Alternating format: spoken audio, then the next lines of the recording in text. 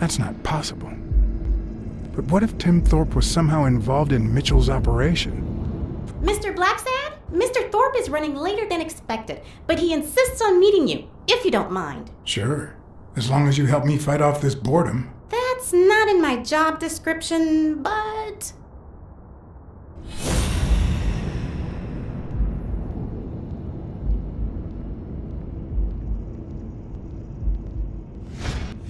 If I had her markings on my skin, would I be the same person?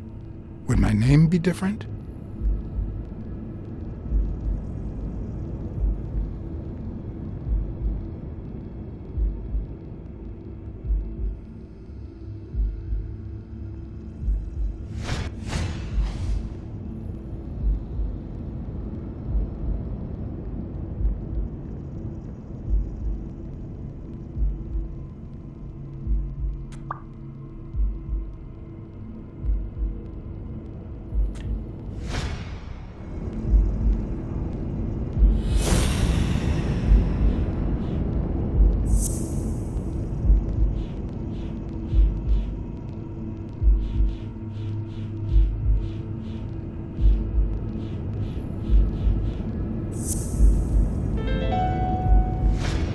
If my hunch is right, there should be a meeting with Mitchell noted somewhere in Thorpe's agenda.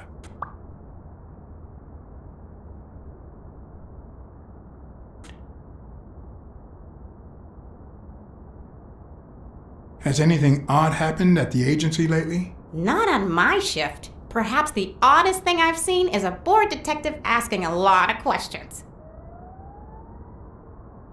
How long have you worked for Tim Thorpe? Almost 3 years. And I hope it lasts.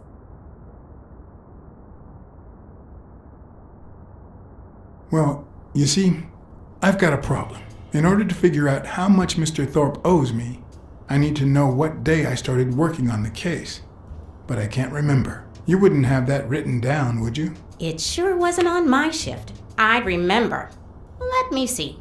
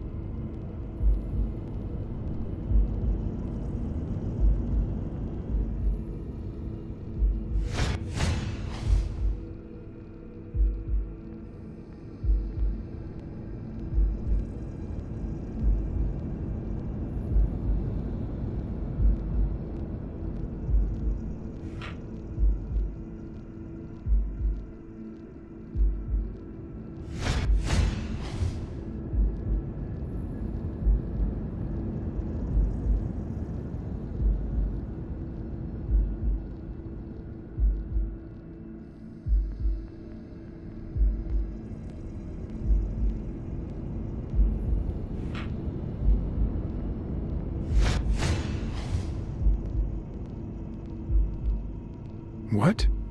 Dunn was here 2 days before he died? Why didn't Thorpe ever mention that? I'm sorry, but your name's not on here.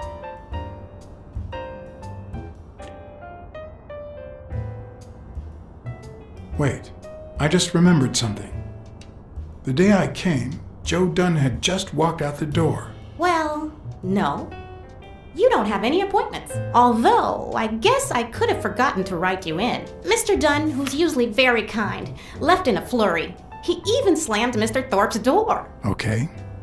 Now I know I have to get into Thorpe's office. And he didn't even say goodbye. Yes, that was the day. You don't recall me because the minute I saw Dunn stomp out, I followed him. I never actually came in. Of course. That explains it. No doubt.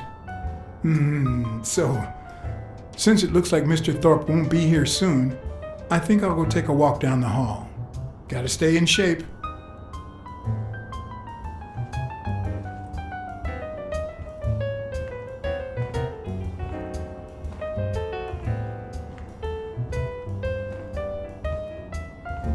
Come on, Thorpe. Tell me there's a back door to your office.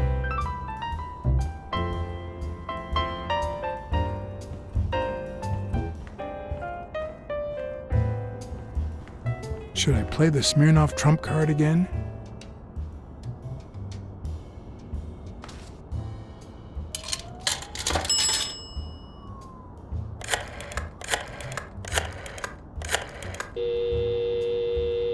Smirnoff didn't know what to think. He asked me to watch out and call him as soon as I had more information. He also told me that Gil had finally talked. He denied having blocked the basement door and said the truck door opened, but he got knocked on the head as soon as he tried to get out. He then woke up when the police found him beside the basement door. Obviously, the same person who had jammed the door had carried him there.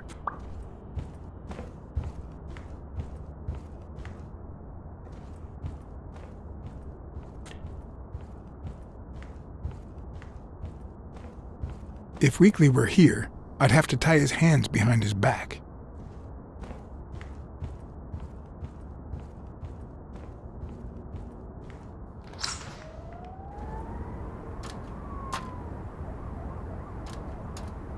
Cats aren't afraid of heights.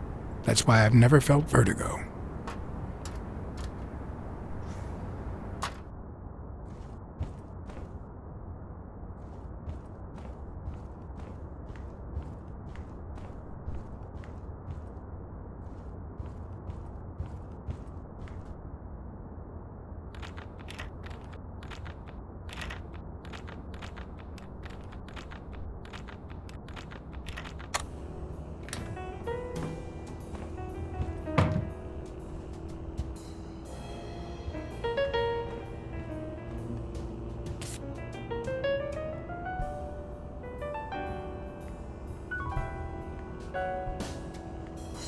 It's a bit strange to see no office chair behind a desk until you remember the desk's owner is in a wheelchair.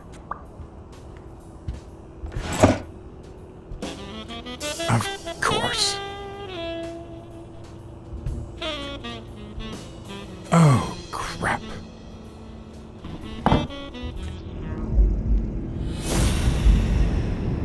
Why am I surprised? In every investigation, there comes a point where every single lead seems to go down the drain. And you have to retrace your steps to get back on the right track.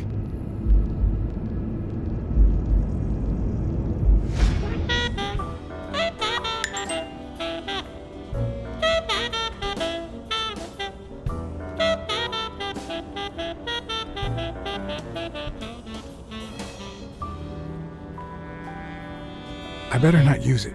It might be connected to the switchboard at the front desk.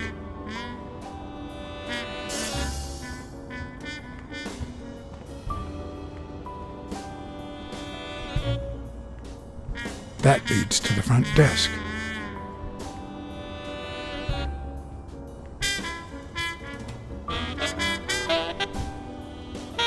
One of the strengths, the accuracy of his throw. I earned the nickname Iron Arm. I used to throw the ball in 15 minutes.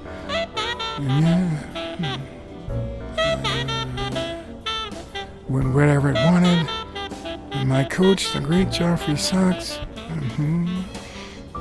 And so I worked hard. Pearl Harbor. I enlisted immediately. After losing a partner in combat, a serious injury, I asked to be relocated. I became a sniper.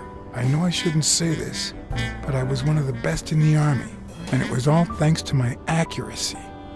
No, it was all thanks to Jeffrey Sachs. I wonder how many Americans that man saved with my arm. After these words, Tim Thorpe is moved almost to tears and asks me to take a break.